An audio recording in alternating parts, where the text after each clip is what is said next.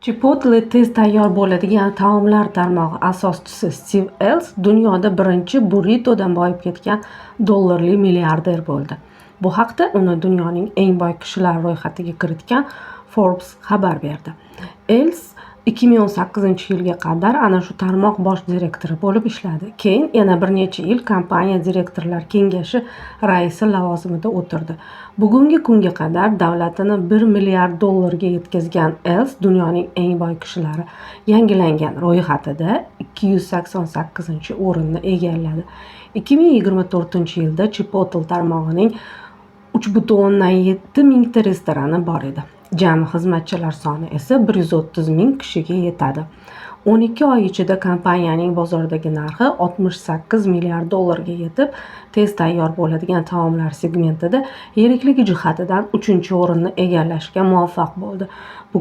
Bu ko'rsatkich bo'yicha Chipotle faqat McDonald's va Starbucks'dan ortda qolmoqda xolos.